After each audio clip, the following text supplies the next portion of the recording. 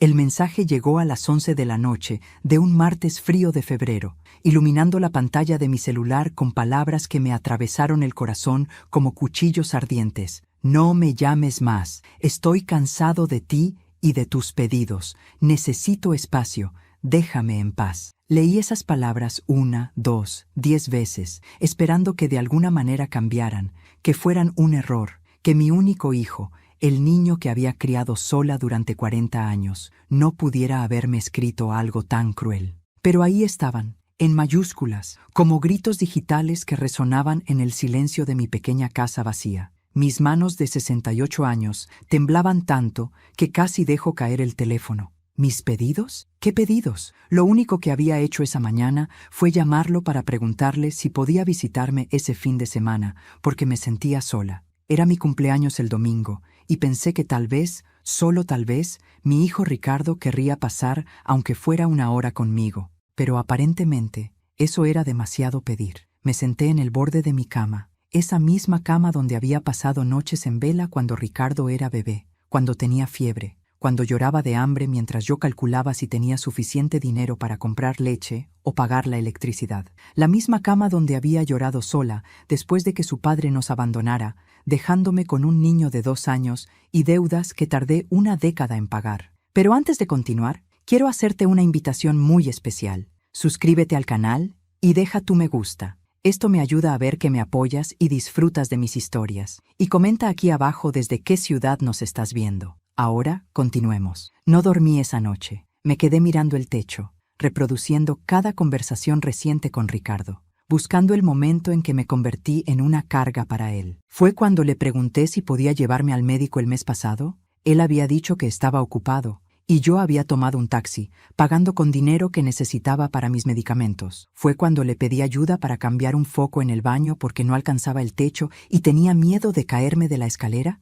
Había dicho que iría pronto, pero nunca llegó, y finalmente pagué a un vecino para que lo hiciera. Durante 2 meses enteros no supe nada de Ricardo. 2 meses en los que mi teléfono permanecía silencioso, burlándose de mí con su falta de notificaciones. 2 meses en los que celebré mi cumpleaños sola, comiendo un pedazo de pastel que compré en el supermercado. 2 meses en los que cada vez que sonaba el timbre, mi corazón saltaba esperando que fuera él, viniendo a disculparse, a abrazarme, a decirme que todo había sido un malentendido terrible. Pero nunca vino. Aprendí a vivir con ese silencio, o al menos intenté hacerlo. Mis días se convirtieron en rutinas solitarias. Despertarme, preparar café para una persona, ver las noticias sin nadie con quien comentarlas, caminar por el parque sola, regresar a una casa que parecía más grande y vacía cada día. Mis amigas del grupo de tejido notaron mi tristeza, pero yo sonreía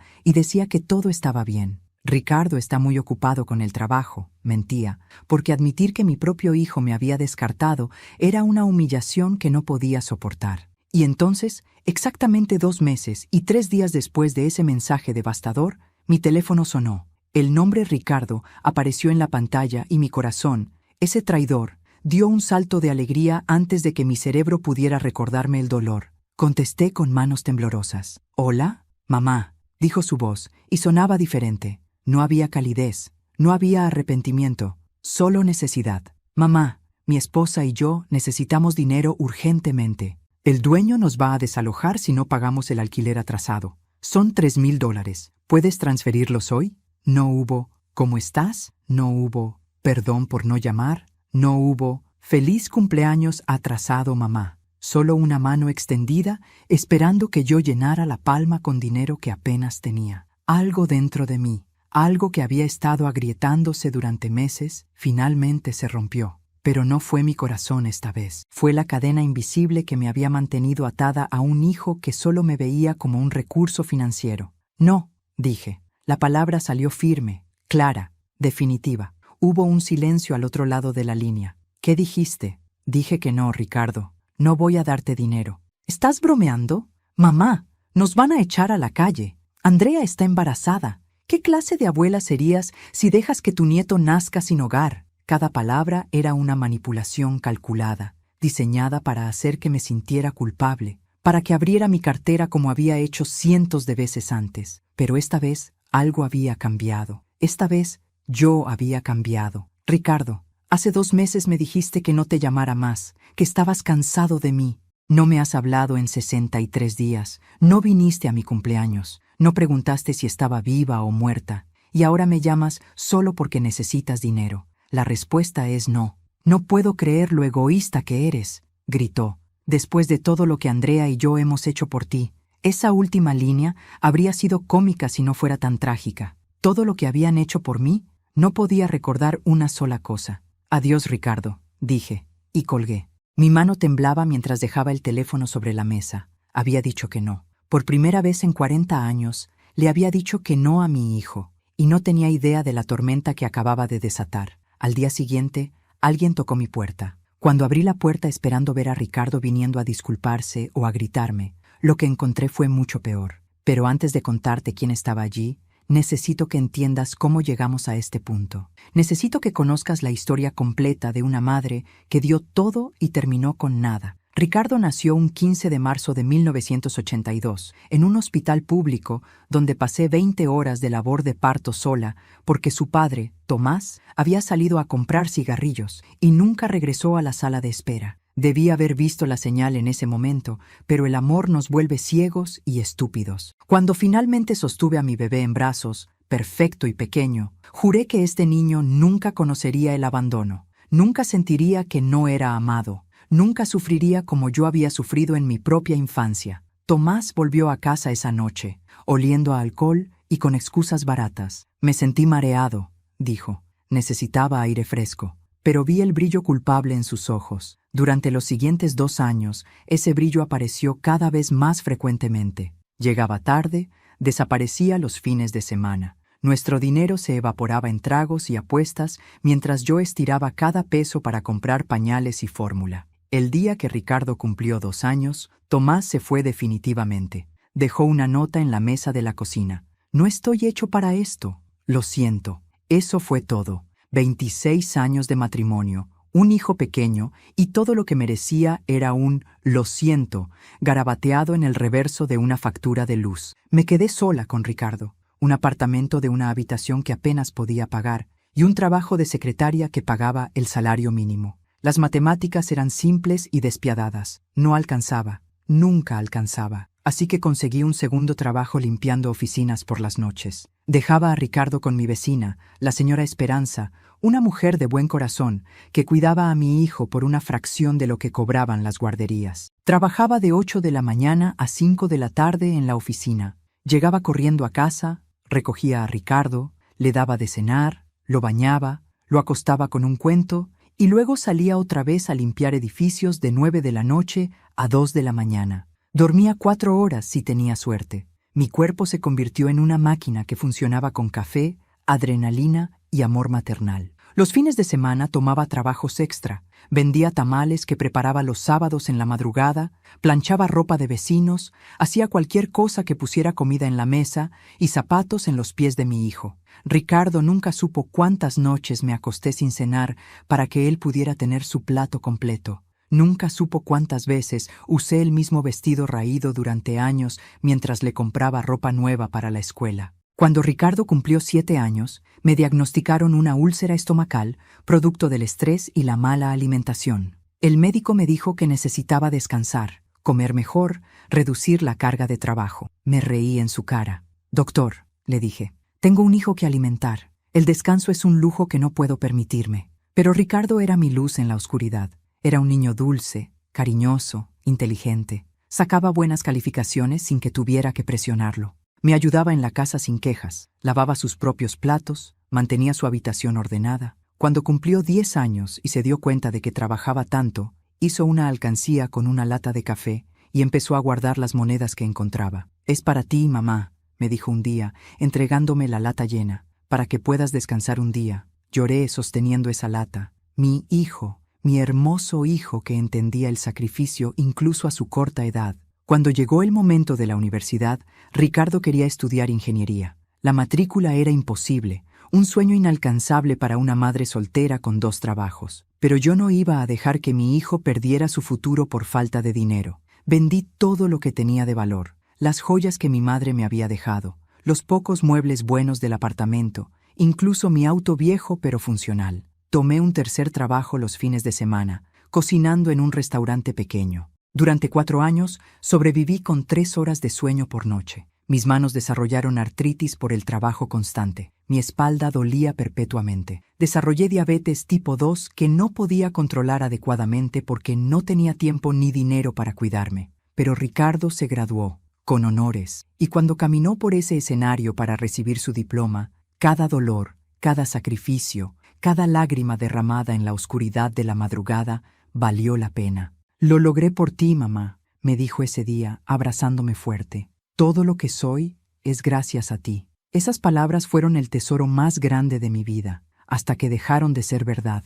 Ricardo consiguió un buen trabajo como ingeniero en una empresa constructora. Su primer sueldo fue generoso, y verdad a su palabra de niño, me dio la mitad. «Para que descanses, mamá. Ya trabajaste suficiente». Finalmente pude dejar 2 de mis 3 trabajos. Mantuve solo el de secretaria, medio tiempo, más por mantenerme activa que por necesidad. Por primera vez en 40 años, dormí 8 horas completas. Pude ir al médico regularmente. Pude comprar comida saludable. Pude vivir, no solo sobrevivir. Ricardo me visitaba cada domingo sin falta. Comíamos juntos, veíamos películas, hablábamos de todo. Éramos más que madre e hijo. Éramos mejores amigos, camaradas que habían sobrevivido la guerra de la pobreza juntos. Y entonces, hace 5 años, conoció a Andrea. La primera vez que la trajo a casa, algo en mi instinto maternal se erizó. Era hermosa, eso era innegable. Cabello negro brillante, maquillaje perfecto, ropa de diseñador. Pero sus ojos eran fríos cuando me miraban, evaluándome como se evalúa un mueble viejo que hay que tolerar. «Señora Marta», dijo con una sonrisa que no alcanzaba sus ojos, «Ricardo habla tanto de usted. Durante esa primera cena noté cosas». La forma en que interrumpía a Ricardo cuando él empezaba a contar historias de nuestra vida juntos, cómo su teléfono sonaba constantemente y ella lo revisaba sin disculparse, incluso en medio de la conversación, la manera en que miraba mi casa modesta con apenas disimulado desdén. «Ricardo me contó que pagaste su universidad completa», dijo en un momento. «Debe haber sido difícil con tus recursos limitados». La forma en que dijo «recursos limitados» sonó como un insulto elegantemente disfrazado. Después de que se fueron, intenté hablar con Ricardo. «Hijo, ¿estás seguro de ella? Parece un poco... ¿Un poco qué, mamá?» Su tono fue defensivo, algo que nunca había escuchado antes. «¿No es suficientemente buena para mí? Pensé que te alegrarías de que encontrara a alguien». «Me alegro, pero Andrea es maravillosa. Es ambiciosa, inteligente, sabe lo que quiere. No como...» Se detuvo. «¿No como qué? Nada. Olvídalo». Pero yo sabía qué iba a decir. «No como tú. No como su madre pobre, sin educación, que limpió pisos para darle un futuro». Esa fue la primera grieta. Los siguientes 6 meses después de conocer a Andrea fueron como ver a mi hijo deslizarse lentamente fuera de mi alcance, como arena entre los dedos. Las visitas dominicales se volvieron quincenales, luego mensuales. Siempre había una excusa. Andrea tenía un evento de trabajo. Habían planeado un viaje de fin de semana. Estaban muy cansados. Y cuando sí venía, Andrea siempre lo acompañaba, instalándose en mi sala como una reina visitando un pueblo pobre. «Marta», decía, «nunca me llamó mamá ni siquiera señora. Deberías realmente redecorar este lugar. Estos muebles son tan vintage». La palabra vintage en su boca sonaba como basura. Lo que Andrea no sabía era que esos muebles vintage eran los únicos que no había vendido para pagar la universidad de su prometido. Cada silla, cada mesa, cada lámpara representaba un recuerdo, un pedazo de la vida que Ricardo y yo habíamos construido juntos. 6 meses después de conocerla, Ricardo llegó solo un martes por la noche, algo inusual. Se veía nervioso, retorciendo las manos de la misma manera que hacía cuando era niño y había roto algo. Mi corazón se hundió antes de que pronunciara las palabras. «Mamá, Andrea y yo nos vamos a casar. El próximo mes». «¿El próximo mes?», repetí, atónita. «Hijo, eso es muy rápido. Apenas la conoces». «La conozco lo suficiente para saber que es la mujer con quien quiero pasar mi vida». Su tono era defensivo, casi agresivo. «Esperaba que te alegres por mí». «Me alegro de tu felicidad, pero siempre hay un pero contigo, ¿verdad?», estalló. «Nunca nadie es suficientemente bueno. Nunca nada es suficientemente rápido o suficientemente lento. ¿Sabes qué? Andrea tenía razón sobre ti. Esas palabras me golpearon como un puñetazo. ¿Qué dice Andrea sobre mí? Ricardo vaciló, dándose cuenta de que había dicho demasiado. Nada, olvídalo. No, dímelo. ¿Qué dice de mí? Suspiró, evitando mi mirada. Dice que eres controladora, que nunca me dejaste crecer, que me mantienes atado a ti emocionalmente, que necesito establecer límites. Cada palabra era una puñalada. Yo, que había trabajado hasta destruir mi salud para darle libertad, para darle opciones, para que pudiera ser quien quisiera ser, era ahora controladora. Ricardo, nunca he intentado controlarte, solo quiero lo mejor para ti. Exactamente lo que diría una madre controladora, respondió, y vi que esas no eran sus palabras, eran las de ella, saliendo de su boca como un ventrílocuo maligno. La boda fue una ceremonia pequeña y apresurada en un juzgado. Andrea dijo que querían algo íntimo, pero yo sospechaba que era porque no quería que su familia conociera mi apartamento modesto o viera de dónde venía Ricardo realmente. Yo era la única familia de Ricardo presente, sentada en una esquina con un vestido nuevo que había comprado especialmente para la ocasión, sintiéndome completamente fuera de lugar. Después de la ceremonia, hubo una pequeña recepción en un restaurante caro que Andrea había elegido. Cuando llegó el momento de pagar, Ricardo me miró con ojos suplicantes. «Mamá, ¿podrías? Es que gastamos todo en el anillo y el vestido de Andrea». Le di $3,000. Era el dinero que había estado ahorrando para una cirugía de rodilla que necesitaba desesperadamente. Pero era la boda de mi hijo. ¿Cómo podía negarme? Andrea tomó el cheque sin siquiera un gracias, deslizándolo en su bolso como si fuera su derecho. Los primeros meses de su matrimonio, apenas supe de Ricardo. Cuando lo llamaba, a menudo Andrea contestaba su teléfono. «Está ocupado, Marta. Te llamará cuando tenga tiempo». Pero nunca llamaba. Luego comenzaron las solicitudes de dinero. La primera llegó 3 meses después de la boda. Necesitaban $2,000 para una emergencia médica de Andrea. Les di el dinero sin preguntar. La segunda solicitud vino 2 meses después. $1,500 para reparaciones del auto. Otra vez, transferí el dinero inmediatamente. Las solicitudes se volvieron más frecuentes, más urgentes, siempre con alguna crisis que justificaba la cantidad. El refrigerador se rompió. Andrea necesita ropa nueva para su trabajo. Tuvimos gastos inesperados. Nunca especificaban qué gastos, pero yo siempre daba. En 2 años les había dado más de $30,000. Había agotado mis ahorros, había pedido préstamos, había vuelto a trabajar tiempo completo a pesar de mi edad y mi salud deteriorada. Mi apartamento cayó en mal estado porque no podía permitirme reparaciones. Mi refrigerador, irónicamente, se rompió de verdad, pero yo comía alimentos enlatados fríos porque no tenía dinero para arreglarlo. Y durante todo ese tiempo, Ricardo nunca preguntó cómo estaba yo. Nunca notó que había perdido peso porque apenas comía. Nunca vio las ojeras bajo mis ojos porque trabajaba turnos dobles otra vez para poder darle dinero. Hasta que un día, hace 1 año, me caí en la calle. Mi rodilla, la que necesitaba cirugía pero que había pospuesto para pagar sus emergencias, finalmente cedió. Caí en plena acera, sin poder levantarme, con un dolor que me hacía ver estrellas. Una vecina llamó a la ambulancia. Desde la sala de emergencias, con mi rodilla dislocada y hinchada al doble de su tamaño normal, llamé a Ricardo. El teléfono sonó y sonó. Finalmente, buzón de voz. «Hijo, estoy en el hospital. Me caí y me lastimé gravemente. Por favor, ven». Esperé 6 horas en esa cama de hospital. Ricardo nunca llegó. Finalmente, la señora Esperanza, mi antigua vecina que ahora tenía 80 años, vino cojeando con su bastón para llevarme a casa. Al día siguiente, Ricardo llamó. «Mamá, perdón, vi tu mensaje recién. Estábamos en el cine y tenía el teléfono en silencio. ¿Ya estás mejor? Tengo la rodilla lesionada. Necesito cirugía». «Ah, qué mal. Bueno, cuídate. Oye, necesito pedirte un favor. Andrea y yo necesitamos $5,000 para...». Colgué. Lloré durante horas, pero 3 días después, cuando volvió a llamar repitiendo la solicitud con más urgencia,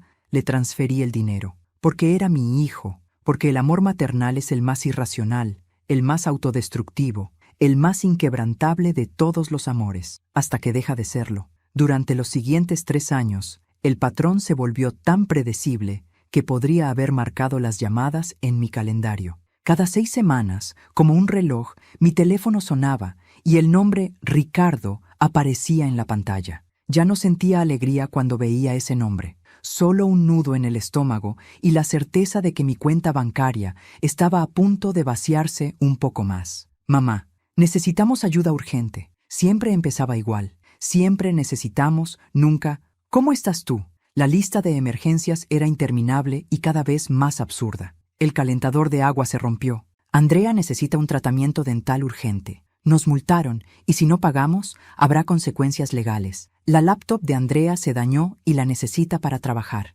1000 excusas, 1000 razones, todas urgentes, todas indispensables. Y yo, como la tonta que era, siempre encontraba el dinero en algún lado. Dejé de comprar mis medicamentos para la diabetes y los tomaba día de por medio para que me duraran más. Cancelé mi seguro dental. Empecé a comprar la comida más barata del supermercado, esa que viene en latas abolladas con descuento. Mi presión arterial subía peligrosamente, pero ya no podía pagar las consultas médicas regulares. Mi apartamento se deterioraba a mi alrededor. El techo empezó a gotear cuando llovía y coloqué cubetas en la sala. La estufa solo funcionaba a 2 hornillas. La puerta del baño no cerraba bien. Pero cada vez que ahorraba algo para reparaciones, Ricardo llamaba con otra crisis y el dinero desaparecía. Lo que más dolía era la asimetría brutal de nuestra relación. Yo daba y daba y daba, mientras que cuando yo necesitaba algo, cualquier cosa, Ricardo estaba convenientemente ocupado. Hace 8 meses, mi antigua jefa de la oficina donde trabajé durante 30 años falleció.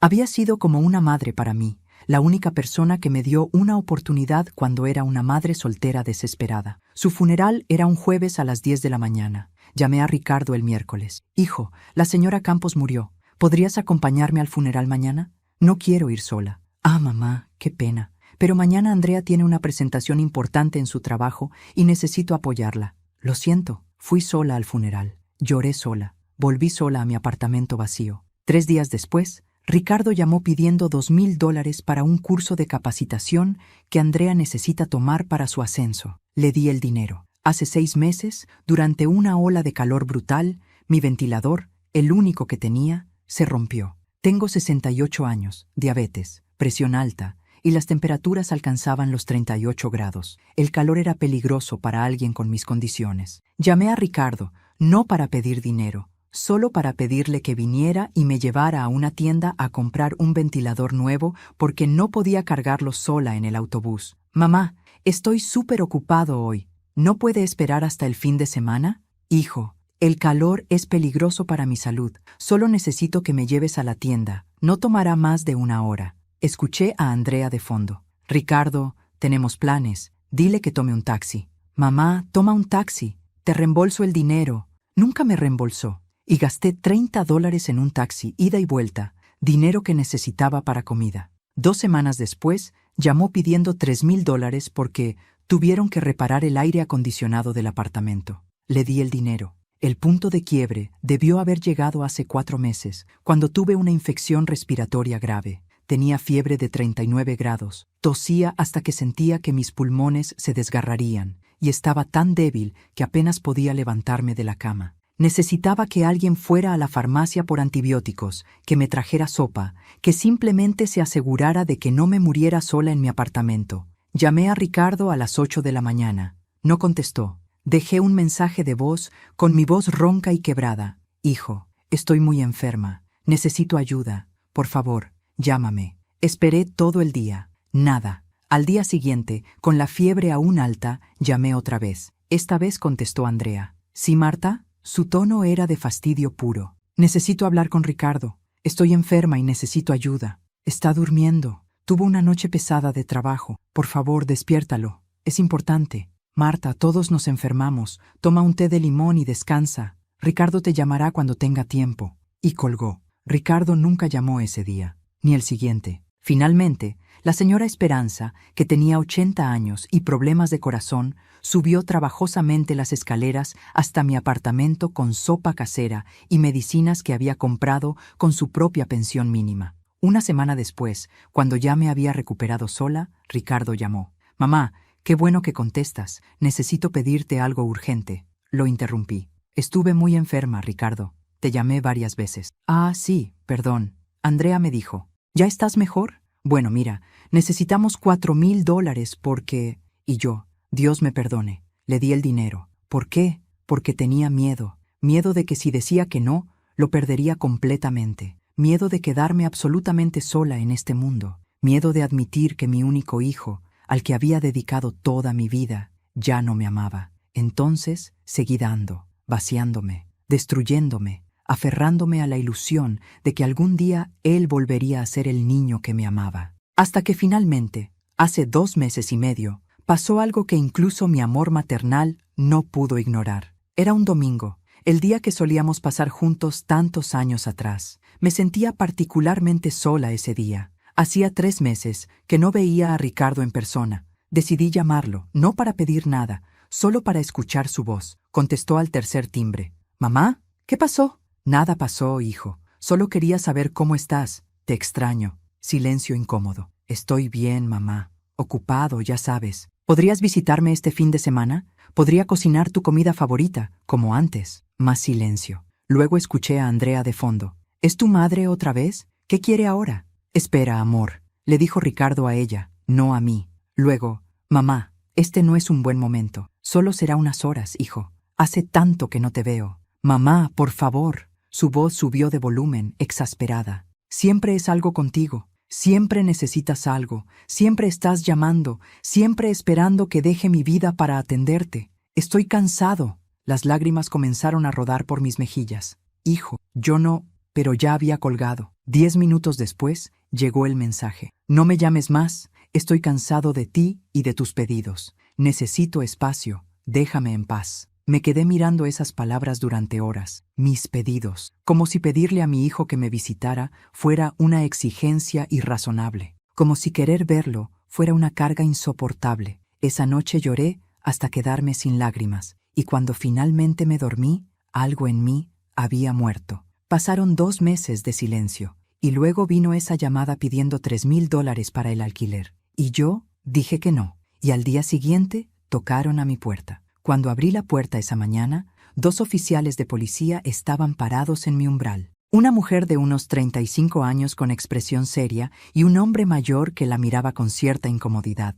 Mi corazón comenzó a latir con fuerza. ¿Le había pasado algo a Ricardo? ¿Un accidente? ¿Estaba herido? «¿Señora Marta Jiménez?», preguntó la oficial. «Sí, soy yo». «¿Qué pasó? ¿Es mi hijo? ¿Está bien?» «Su hijo está bien, señora. ¿Podemos pasar?» Los dejé entrar, con las manos temblando. Se sentaron en mi sofá raído, mirando alrededor de mi apartamento modesto, con expresiones que no pude descifrar. La oficial sacó una libreta. «Señora Jiménez, hemos recibido una denuncia en su contra. Su hijo, Ricardo Jiménez, y su esposa, Andrea Jiménez, la están acusando de abuso financiero de ancianos y de retener dinero que legalmente les pertenece». El mundo se detuvo. «¿Qué? Según la denuncia, usted ha estado reteniendo una herencia que le dejó el difunto padre de Ricardo, aproximadamente $50,000, que por derecho le pertenece a su hijo. También alegan que usted prometió darles dinero para gastos médicos urgentes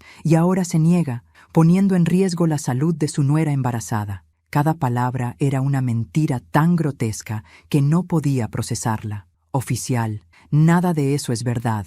El padre de Ricardo nos abandonó cuando él tenía 2 años. No dejó herencia, no dejó nada. Yo crié a mi hijo sola, trabajando 3 empleos». La oficial escribía en su libreta. «¿Y el dinero que ellos mencionan? Durante los últimos 5 años, yo le he estado dando dinero a Ricardo cada vez que me lo pide. He dado más de $30,000 de mi propia pensión. No retengo nada. No hay herencia». El oficial mayor se inclinó hacia adelante. «Señora, ¿tiene evidencia de esas transferencias? ¿Recibos bancarios?» «Sí, por supuesto. Puedo mostrarles mis estados de cuenta». Pasé la siguiente hora mostrándoles años de transferencias bancarias a Ricardo, cada una documentada, cada una reduciendo mi balance mínimo aún más. Los oficiales revisaban en silencio, intercambiando miradas significativas. «Señora Jiménez», dijo finalmente la oficial, «quiero que sepa que esto parece más bien un caso de abuso financiero hacia usted, no por parte de usted.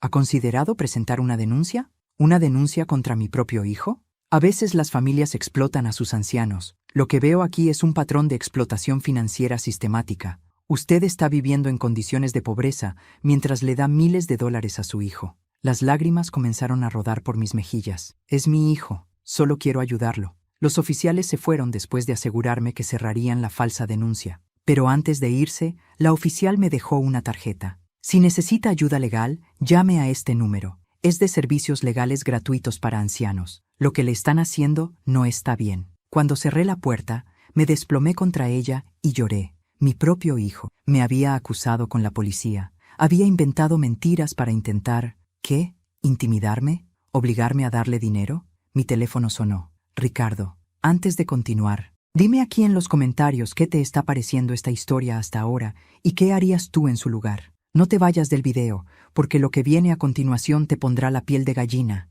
Contesté con voz quebrada. ¿Cómo pudiste, Ricardo? ¿Cómo pudiste llamar a la policía contra tu propia madre? Deberías haberme dado el dinero, mamá. Su voz era fría, sin rastro de culpa. Andrea estaba muy molesta. Dijo que teníamos que tomar medidas drásticas. Y Andrea dijo, ¿y tú solo haces lo que ella dice? ¿Acusar a tu madre de crímenes que no cometí? Tú nos debes, mamá. Después de todo lo que has hecho, arruinando mi infancia con tu pobreza, obligándome a vivir en apartamentos miserables, haciéndome sentir avergonzado frente a mis amigos. ¿Qué? No podía creer lo que escuchaba. Yo trabajé día y noche para darte todo. Vendí todo lo que tenía para pagarte la universidad.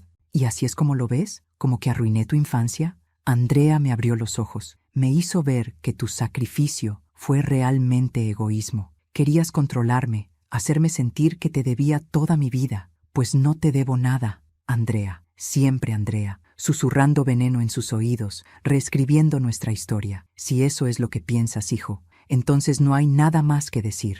No voy a darte más dinero, nunca más. Entonces prepárate para las consecuencias, mamá. Andrea tiene amigos abogados. Vamos a demandarte. Vamos a declararte mentalmente incompetente. Vamos a obtener control de tus finanzas de una manera u otra. Colgó antes de que pudiera responder. Me senté en mi sofá, con la tarjeta de la oficial en una mano y mi teléfono en la otra. Por primera vez en 40 años, sentí algo que nunca pensé que sentiría hacia mi hijo. Odio. No odio. Algo peor. Indiferencia. El amor que había sido el centro de mi universo durante décadas se estaba apagando como una vela sin oxígeno. Llamé al número en la tarjeta. Una voz amable contestó. Servicios legales para adultos mayores. Habla Patricia. ¿En qué puedo ayudarle? Mi hijo está intentando destruirme, dije con voz plana, y necesito ayuda para detenerlo. Esa tarde tuve una reunión con Patricia, una abogada de unos 50 años especializada en casos de abuso de ancianos. Le conté todo, cada transferencia, cada llamada, cada pedido, cada humillación. Ella escuchaba con expresión cada vez más sombría. Marta, lo que describes es un caso clásico de explotación financiera de ancianos. Tu hijo y su esposa te han estado usando como cajero automático. Y ahora que te niegas, están escalando a intimidación legal. Necesitamos actuar rápido. ¿Qué puedo hacer? Primero, vamos a solicitar una orden de restricción. Segundo, vamos a documentar todo el abuso financiero. Y tercero, hizo una pausa. Necesitamos investigar a Andrea. En mi experiencia, cuando veo cambios tan dramáticos en la conducta de un hijo adulto, usualmente hay alguien detrás manipulando. Dame 2 días para investigar. 2 días después, Patricia me llamó a su oficina. Tenía una carpeta gruesa sobre su escritorio. Marta, siéntate. Lo que descubrí sobre Andrea es perturbador. Patricia abrió la carpeta y comenzó a sacar documentos, fotografías, artículos de periódicos impresos. Con cada página que colocaba frente a mí, sentía cómo mi estómago se hundía más y más. Andrea Montes, ese es su nombre de soltera, tiene un historial, comenzó Patricia. Hace 7 años, en otra ciudad, se casó con un hombre llamado Eduardo Rivas, quien tenía una madre viuda de 70 años. Durante los 3 años que duró ese matrimonio, la suegra de Andrea transfirió más de $80,000 a la pareja. Cuando finalmente la anciana se negó a dar más dinero, Andrea convenció a Eduardo de demandarla por cuidado no remunerado y préstamos no pagados. El caso fue desestimado, pero la señora Rivas murió de un infarto 6 meses después. Eduardo heredó su casa y sus ahorros restantes. Se divorció de Andrea un año después, pero ella ya había obtenido un settlement generoso en el divorcio. Mi mano tembló mientras tomaba una de las fotografías. Era Andrea, más joven, sonriendo junto a un hombre que no era Ricardo. Hay más, continuó Patricia. Antes de Eduardo, hubo otro matrimonio breve con un hombre llamado Sergio Fuentes. Su padre era viudo y propietario de un pequeño negocio. Durante ese matrimonio, el padre transfirió el negocio al nombre de Sergio, supuestamente para planificación fiscal. Andrea se divorció de Sergio 18 meses después, pero en el acuerdo de divorcio obtuvo la mitad del valor del negocio que el padre había transferido. Es una estafadora profesional, susurré, sintiendo náuseas. Tiene un patrón muy claro. Identifica a hombres con madres o padres ancianos que tienen activos modestos pero significativos. Se casa, se gana la confianza de la familia, manipula al esposo para que presione a los padres por dinero o transferencias de propiedad. Y luego, cuando ya no hay más que sacar, se divorcia y se va con lo que pudo obtener. Pero yo no tengo mucho dinero. Mi pensión es mínima. Mi apartamento es rentado. Patricia sacó otro documento. Eso pensaba yo también. Pero investigué tus registros públicos. Marta, ¿sabías que eres beneficiaria de una póliza de seguro de vida de tu antiguo empleador? Me quedé en blanco. ¿Qué? No, yo nunca... Cuando trabajabas en la oficina de la señora Campos, la empresa tenía un programa de beneficios para empleados de largo plazo. Tú trabajaste allí 30 años. Hay una póliza de seguro de vida a tu nombre por $250,000. Como nunca te casaste de nuevo, el beneficiario predeterminado es tu hijo Ricardo. $250,000. Nunca lo supe. Nunca me informaron. Andrea lo descubrió, dije lentamente, sintiendo cómo las piezas encajaban. Por eso se casó con Ricardo, no por su salario de ingeniero, por lo que heredaría cuando yo muriera. Exacto. Y basándome en los patrones de sus matrimonios anteriores, creo que su plan original era esperar. Pero tú estás en buena salud relativa para tu edad, podrías vivir otros 20 años. Así que cambiaron de estrategia. Explotación financiera inmediata mientras esperan la herencia eventual. Y cuando me negué a darles más dinero, escalaron a intimidación legal. La denuncia falsa con la policía fue solo el comienzo. Marta, encontré algo más preocupante. Sacó otro documento. Andrea ha estado contactando abogados, consultando sobre procedimientos de incapacidad mental. Tienen un plan para declararte incompetente y obtener tutela legal sobre ti y tus finanzas. Sentí como si el piso se abriera bajo mis pies. ¿Pueden hacer eso? Pueden intentarlo. Necesitarían evaluaciones médicas que demuestren que eres incapaz de manejar tus propios asuntos, y basándome en sus antecedentes, probablemente encontrarán un médico dispuesto a falsificar un diagnóstico a cambio de dinero. ¿Qué hago? ¿Cómo los detengo? Patricia se inclinó hacia adelante.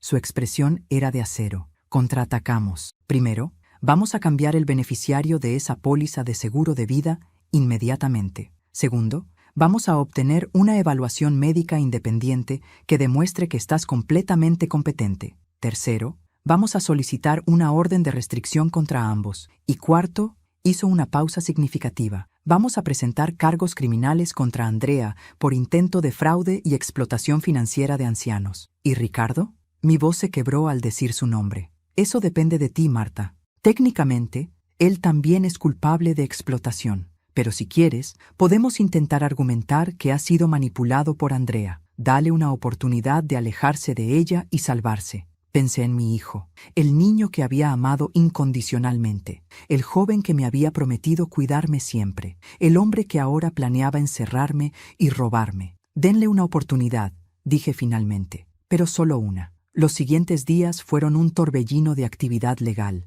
Patricia era implacable y brillante. Cambió mi póliza de seguro de vida, designando como beneficiaria a una organización benéfica para madres solteras. Me llevó a 3 médicos diferentes, un internista, un neurólogo y un psiquiatra, todos los cuales certificaron por escrito que yo estaba mental y físicamente competente. Pero la verdadera bomba llegó cuando Patricia contrató a un investigador privado para seguir a Andrea durante una semana. Las fotografías que trajo eran devastadoras. Andrea se reunía regularmente con un hombre en un café del centro. El investigador identificó al hombre como Mauricio Delgado, un abogado especializado en casos de tutela. Las fotos mostraban documentos sobre la mesa entre ellos, aunque no podíamos ver exactamente qué decían. Más perturbador aún, Andrea visitaba regularmente a un médico, el doctor Hernán Ruiz, quien había perdido su licencia médica temporalmente 3 años atrás por falsificar evaluaciones psiquiátricas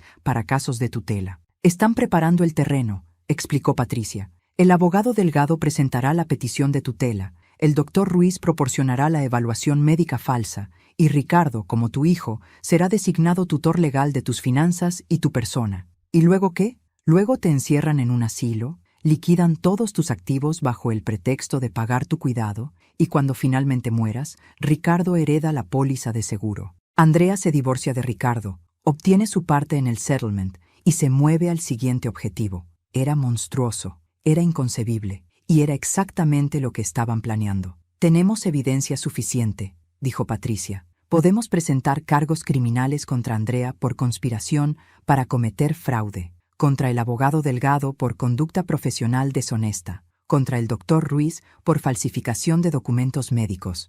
Háganlo, dije con una determinación que sorprendió incluso a mí misma. Deténganlos. Pero Patricia tenía otra idea. Marta, podríamos hacer algo mejor. Podríamos exponerlos públicamente de una manera que no solo los detenga a ellos, sino que también advierta a otras familias sobre estos esquemas. ¿Qué tienes en mente?, sonrió. Una trampa. Vamos a darles exactamente lo que quieren, o al menos hacerles creer que lo tienen, me explicó el plan. Era arriesgado. Requería que yo actuara el papel de mi vida, pero si funcionaba, no solo me protegería a mí, protegería a incontables otras madres, padres y abuelos de depredadores como Andrea. ¿Estás dispuesta a hacerlo?, preguntó Patricia. Pensé en todas las madres solteras que habían sacrificado todo por sus hijos. Pensé en la señora Rivas, que murió de corazón roto después de ser traicionada por su familia. Pensé en todas las víctimas anónimas de Andrea y personas como ella. Sí,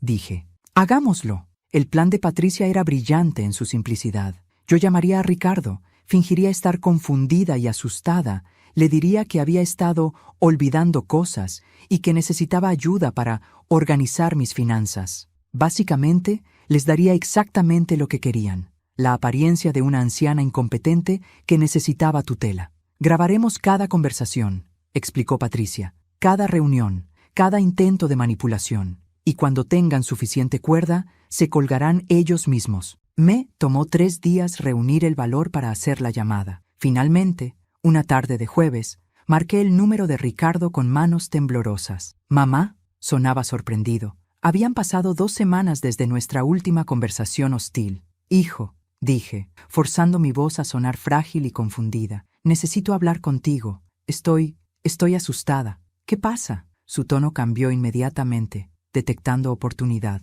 «He estado olvidando cosas. Ayer no pude recordar si había pagado la renta. Encontré las llaves en el refrigerador. Y anoche me desperté y no sabía dónde estaba por unos minutos. Cada palabra era una mentira cuidadosamente ensayada. Mamá, eso suena serio. ¿Has ido al médico? Tengo miedo de ir sola. Y mis finanzas están tan desordenadas. No sé qué facturas he pagado, qué dinero me queda. Todo está confuso». Hice una pausa, dejando que el silencio se llenara de implicaciones. Pensé que tal vez tú podrías ayudarme. Si todavía quieres hablarme después de cómo te traté. Podía prácticamente escuchar las ruedas girando en su cerebro. Mamá, por supuesto que quiero ayudarte. Nunca he dejado de quererte. Andrea y yo podemos ir mañana. Te ayudaremos a organizar todo. ¿Lo harías? Gracias, hijo. Sabía que podía contar contigo. Cuando colgué, Patricia, que había estado escuchando toda la conversación grabada, asintió con aprobación. Perfecto. Ahora mordieron el anzuelo.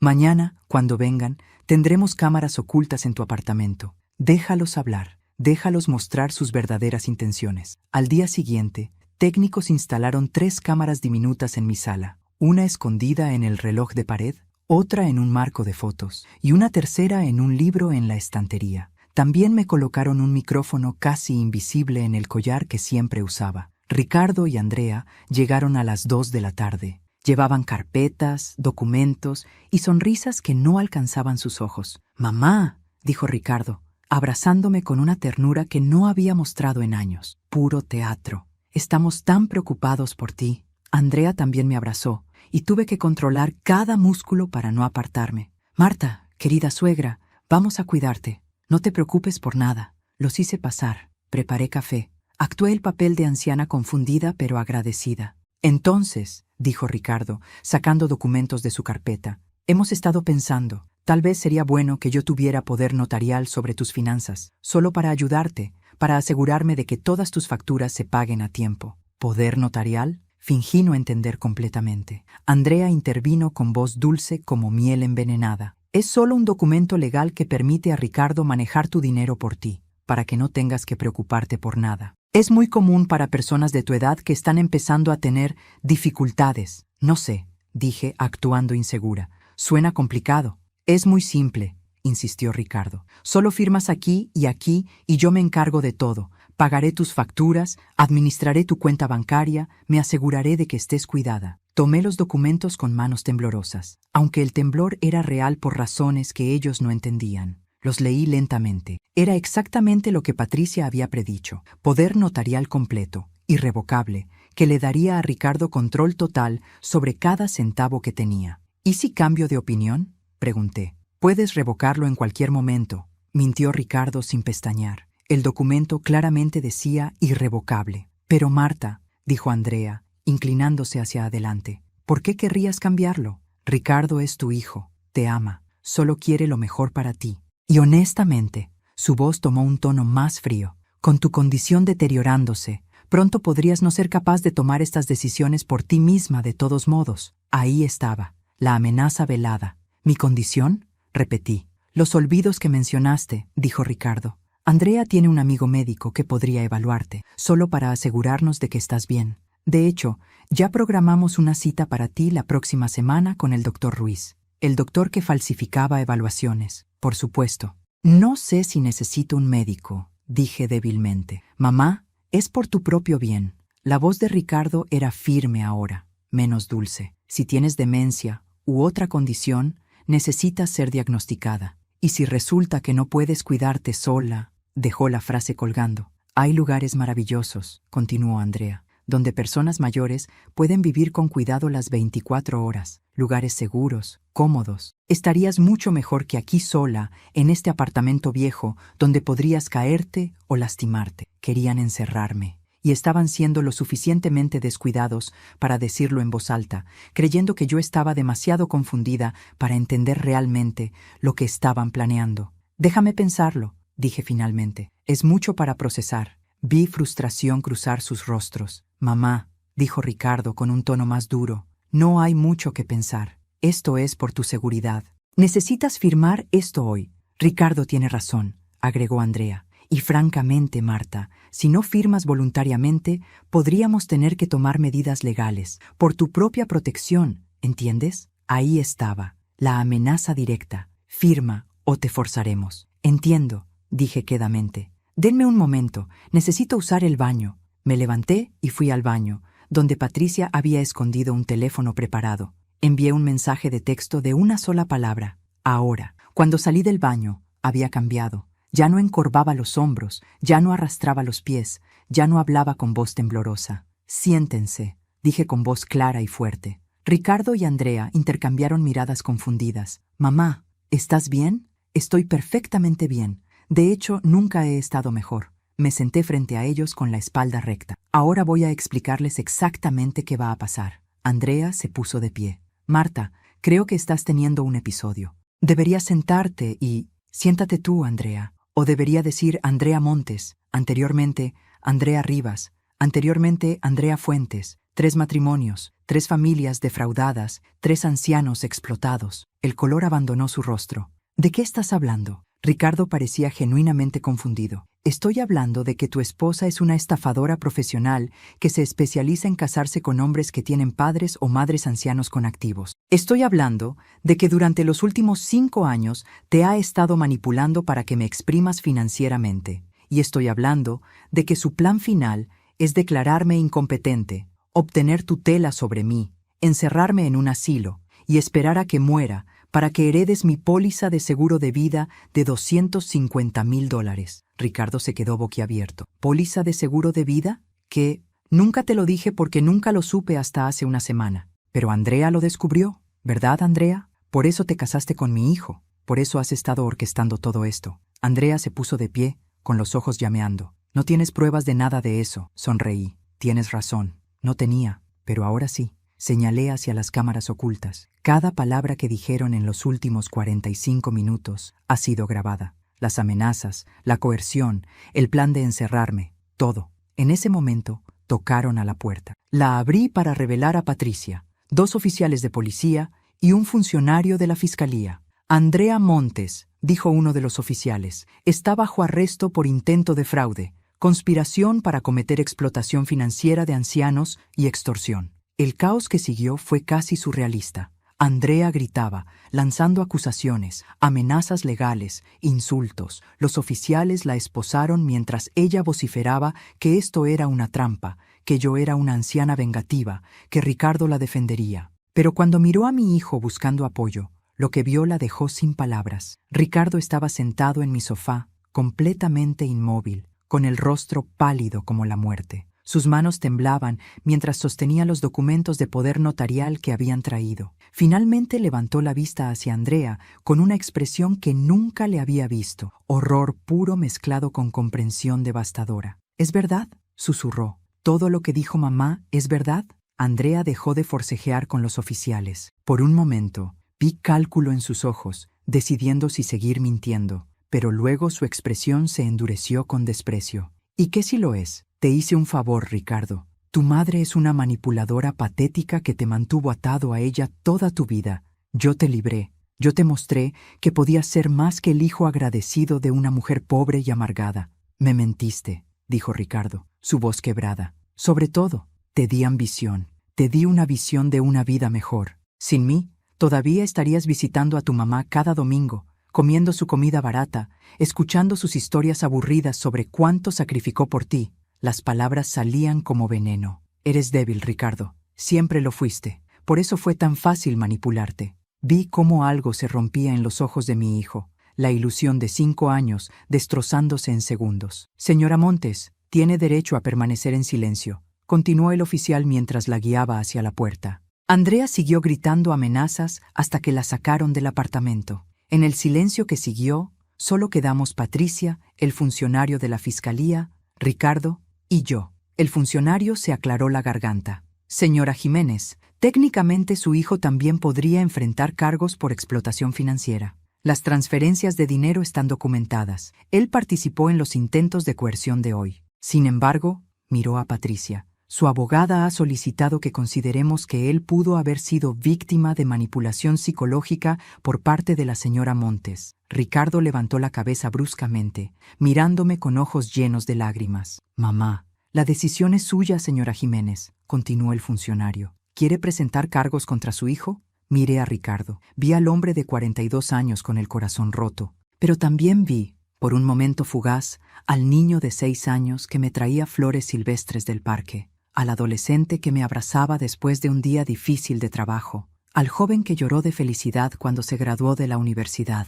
Ese niño todavía existía en algún lugar. Andrea lo había enterrado bajo años de manipulación y mentiras, pero todavía estaba allí. No, dije finalmente, no presentaré cargos contra mi hijo, pero hay condiciones. ¿Condiciones?, preguntó el funcionario. Ricardo buscará terapia real, con un profesional calificado, por al menos 1 año, y no tendrá contacto conmigo durante ese tiempo. Necesita descubrir quién es sin Andrea y sin mí. Ricardo sollozó. Mamá, lo siento tanto. Todo lo que te dije, todo lo que te hice, lo sé, hijo. Pero las disculpas no son suficientes ahora. Necesitas sanar, y yo también. Después de que todos se fueron, Patricia se quedó conmigo un momento más. Lo hiciste bien, Marta. Muy bien. ¿Qué pasará con Andrea? Enfrentará múltiples cargos. Con su historial y la evidencia que tenemos, está viendo años de prisión. El doctor Ruiz y el abogado Delgado también serán investigados. Probablemente perderán sus licencias profesionales. ¿Y Ricardo?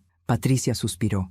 Eso depende de él. Puede elegir sanar y convertirse en un hombre mejor, o puede elegir ser una víctima permanente. No es tu responsabilidad salvarlo, Marta. Ya hiciste eso una vez. Tenía razón. Los siguientes meses fueron extraños. El apartamento que había parecido tan vacío durante años, ahora se sentía pacífico. Por primera vez en décadas, no esperaba que sonara el teléfono con otra petición de dinero. No temblaba cada vez que veía el nombre de Ricardo en la pantalla. Patricia se convirtió en algo más que mi abogada. Se volvió mi amiga. Me presentó a un grupo de apoyo para víctimas de abuso financiero familiar, donde conocí a otras madres, padres y abuelos con historias similares. No estaba sola. Con el dinero que ya no estaba dando a Ricardo, Finalmente pude reparar mi apartamento. Arreglé el techo, la estufa, la puerta del baño. Compré comida saludable. Fui al médico regularmente. Mi salud mejoró notablemente. 3 meses después del arresto de Andrea,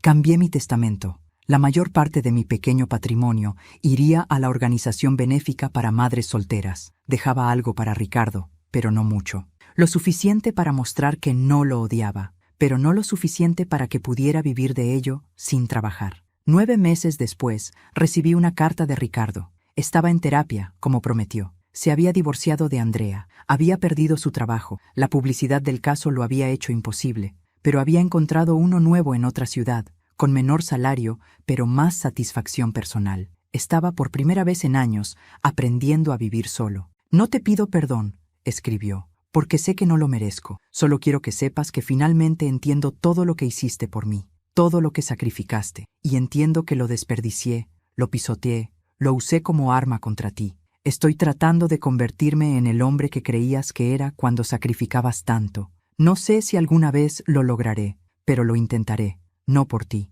por mí. Lloré leyendo esa carta, no de tristeza, sino de algo parecido a un cierre. No respondí. Todavía no estaba lista. Un año después del día que cambió todo, me desperté en mi cumpleaños número 69. La señora Esperanza, mi vecina eterna, tocó mi puerta con un pastel que había horneado. Mis amigas del grupo de apoyo organizaron una pequeña fiesta. Patricia vino con flores. Era una celebración modesta, pero era mía, y era real. Esa noche, sola en mi apartamento reparado y limpio, reflexioné sobre todo lo que había perdido y ganado. Había perdido a mi hijo, al menos temporalmente. Había perdido la ilusión de que el amor maternal incondicional era siempre virtuoso, siempre correcto. Pero había ganado algo más valioso: dignidad, respeto propio, la comprensión de que amar a alguien no significa dejar que te destruyan. Mi teléfono vibró, un mensaje de un número desconocido. Feliz cumpleaños, mamá.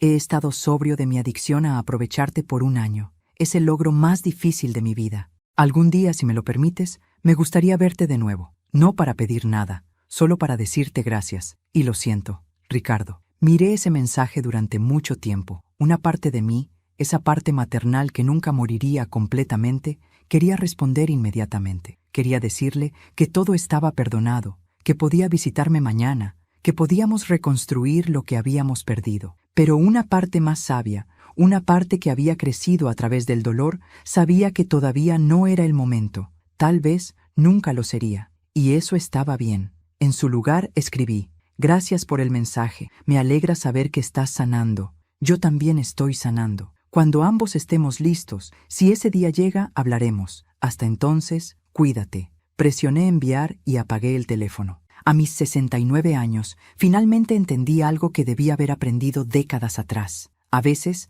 el amor más grande que puedes dar es dejarte amar a ti misma primero. Y por primera vez en mi vida adulta, eso era exactamente lo que estaba haciendo. Aquí termina mi historia. La historia de cómo aprendí que el amor propio no es egoísmo, sino supervivencia. Si mi experiencia te conmovió, si alguna vez has sentido que das más de lo que recibes, por favor suscríbete a este canal para que más personas encuentren estas historias que necesitan ser contadas. Dale me gusta a este video si crees que tomé la decisión correcta o incluso si crees que debí hacer las cosas diferente. Tu apoyo significa mucho. Y ahora quiero escucharte. Comenta aquí abajo desde qué ciudad me estás escuchando y qué harías tú en mi lugar. ¿Habrías perdonado a tu hijo? ¿Le habrías dado otra oportunidad antes? Tus historias me ayudan a entender que no estoy sola en esto. Si conoces a alguien atrapado en una relación familiar que solo da sin recibir, comparte este video. A veces escuchar la historia de otra persona